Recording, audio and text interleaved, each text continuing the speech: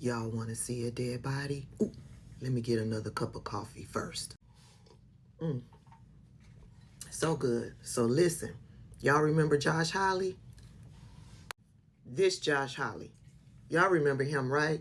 Or maybe you remember him like this. You may remember this image from January 6th. Hawley outside the Capitol, fist in the air in support of crowds gathered outside. But tonight, new video showing Hawley running inside the Capitol as rioters were storming the building. A Capitol police officer says Hawley raising his fist bothered her greatly. She says Hawley riled up the crowd while he was protected in a safe place. Josh Hawley, y'all remember him now. He is a United States Senator, and he is a MAGA nut provocateur who uses the United States Congress that uses his position to incite violent, racist MAGA nuts. Well, I believe it was last night or maybe the night before, he had a debate because he has a challenger, a Democrat challenger who wants his seat by the name of Kunce. And Kunce slayed Josh Hawley from the rooter to the tutor. Let's go through it, shall we? Look, I think what we've seen in our politics is an absolute degradation, and I think the reason we have that is we don't have people who are dedicated to service anymore. We have swamp creatures all throughout D.C. Josh Hawley is a swamp creature. You know, when I was working as a Subway sandwich artist down in Jeff City, Missouri, he was at the Heritage Foundation planting the seeds for Project 2025. Yep. When I graduated from school and went to my first job, I joined the United States Marine Corps. Josh Hawley's first job was at Washington, D.C.'s biggest corporate lobbying law firm. When you have a background like that, it's no wonder that you just buy into all the hate and vitriol and you do nothing but attack the other side and don't accomplish anything. Again, that's why I bring up Roy Blunt all the time, because Roy Blunt was willing to work with people from both sides of the aisle to serve Missouri, to protect Missouri, and to bring money back home. Josh Hawley refuses to do that. He only serves himself. And when you have politicians who only serve themselves and don't understand service, like I learned in the United States Marine Corps, you end up in situations where it's all about them. I mean, it's not just the hate and vitriol that he spews, but the man also spends all of his time writing self-help books, tripling his Senate salary. He has tripled his Senate salary writing self-help books about manhood while the rest of us struggle here not bringing any money home. He talks about preventing crime. Well, let me tell you something. Of that money that Roy Blunt brought home, a huge chunk of that change went to the St. Louis Police Department and other law enforcement agencies. Josh Hawley is not bringing that money home for them. He's not bringing it home for hospitals. He's not bringing it home for anything because he's more interested in dividing the country and serving himself. Baby, he called Josh Hawley a swamp creature. And yes, Kunce is correct. Josh Hawley is intertwined with the Heritage Foundation and Project 2025. Josh Hawley's wife is a big-time attorney that played a pivotal role in getting Roe v. Wade overturned. And Josh Hawley's wife has been dedicated. Her dedication now is to getting mifepristone outlawed. Mifepristone is the abortion pill. If Josh Hawley and his wife are successful, if he remains in that seat, she will continue to have the backing and the power of the United States government to continue her work in making us a Handmaid's Tale society. But wait, there's more. You're clutching his pearls so hard over this, considering the fact that he's completely cool with inciting a riot that led to the injuries of 174 police officers, God knows how many other civilians, and even led to several deaths. You know, the big difference between Josh Hawley and I is when I was at this event and I saw Ryan get hurt, I immediately went over to him. I stopped what I was doing. I took out the medical kit. I put a bandage on him. He was able to keep reporting. Josh Hawley, when literally hundreds of people were being hurt at his place of work, did the exact opposite thing, right? As a Marine, we go towards danger. We help people out when they're hurt. Josh Hawley, as the selfish swamp creature that he is and has always been, he ran away as quick as he could back to his $2 million Virginia estate and hit his head and hasn't said a single thing first. The man is literally all about himself. The people in this election have a real choice. A U.S. Marine who spent his entire life trying to pay back the people in my old neighborhood who took care of me, or a selfish guy over here who makes $500,000 in book sales, tripling his Senate salary, and brings nothing home to Missouri because he only cares about himself. Just a reminder, on January 6th, this was Josh Hawley giving nod to violent insurrectionists as he walked into the Capitol. This was Josh Hawley.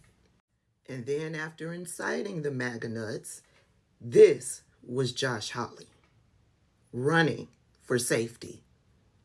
Yeah, that's Josh Hawley. But wait, there's more. Specifically about Social Security, Mr. Kunce, we'll start with you here. According to the Congressional Budget Office, Social Security will essentially be insolvent by the year 2034. How would you make Social Security sustainable and yet not add to the nearly $36 trillion United States debt that we have right now? 90 seconds. This is where Josh Hawley and I feel very, very differently. You know, he said in an AARP study, or an AARP survey, that he believes we should raise the age limit on Social Security and that we should reduce the benefit. I don't agree with that. What I think we should do is we should raise the cap on Social Security taxes so that everybody, no matter how much you're paying, pays the exact same amount into Social Security tax. That'll get us a lot of years, and it's exactly what we want to do. And the reason I take that position is because of the neighborhood that I grew up in. I grew up in a working class neighborhood in this state. And again, my family went bankrupt from medical bills there, and the people there on Social Security were many of the ones who made food for us and brought it by our house. He wants to take away their ability to do that. He has waged war on working people his entire career. I mean, let's look at what he did as our Attorney General, right? In the 3 hot seconds, he was our Attorney General before running for Senate, which Mr. Straight Shooter over here said he wasn't going to do, but did anyway. When he was our Attorney General, he led a lawsuit that took away overtime pay for more than 200,000 Missourians. He also got rid of the division of that office that kept us safe from the massive corporations that funded his campaign. Now, on Social Security, he's going to pretend to care about it because 5 out of every 6 years he doesn't, but when election year comes around, he does care about it. But those other years, he wants to hand the keys over to Goldman Sachs. He wants to privatize it. He wants to make Rick Scott the architect of destroying Social Security, the Senate Majority Leader, which is exactly what's going to happen if Josh Hawley wins this race and Rick Scott becomes our Senate Majority Leader. He refuses to protect anyone who didn't grow up like... It's not just Josh Hawley who does that.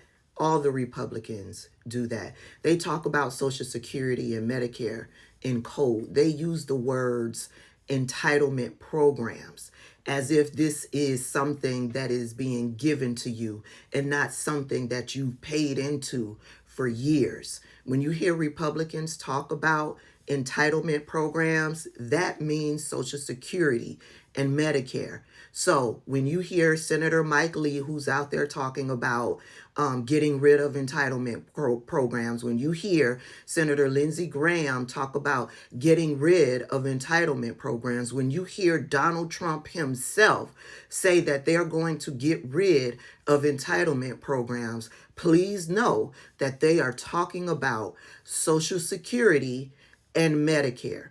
They have every intention of getting rid of Social Security and Medicare. Just know that. There's more. Would you support a national standard for all states so women have equal access to reproductive care? You have 90 seconds. Right now in Missouri, if you get raped, you have to carry that rapist child. Plain and simple, that's it. There is no exception. When that law came into effect, Josh Hawley said, and I quote, "Thank God," and he celebrated it. That is his true position on this thing outside of an election year. And it's even worse than that. The man has written articles where he says that the morning after pill and any type of contraception that prevent the implantation of a fertilized egg is the exact same thing as abortion, which of course he has called murder on the Senate floor. And that's not all. He wants to control us in literally every single aspect of our lives. He has said that we need to reconsider the wisdom of no-fault divorces because I guess he's tired of women getting out of unsafe marriages and abusive marriages. That is where this guy is on every single one of these issues. He wants to override the will of Missouri voters and voters in every other state by, as you put it, he has already co-sponsored a national abortion ban. He has co-sponsored a national abortion ban because he thinks it's his job to decide how all of us get to live. I think Missourians are smart enough to make their own decisions without politicians like Josh Hawley coming in and tell us how to live. I will codify Roe versus Wade at the national level because I believe that Missourians have the right. Back to what I said at the beginning. Josh Hawley and his wife are a power couple when it comes to them working together to overturn the rights of women. Josh Hawley introduces the policy in Congress, and his wife works with the Heritage Foundation and Project 2025 to get policy or rights overturned at the Supreme Court level. Voting and elections have consequences. You have a clear choice between Lucas Kunce and Josh Hawley. Make sure you're choosing and voting wisely.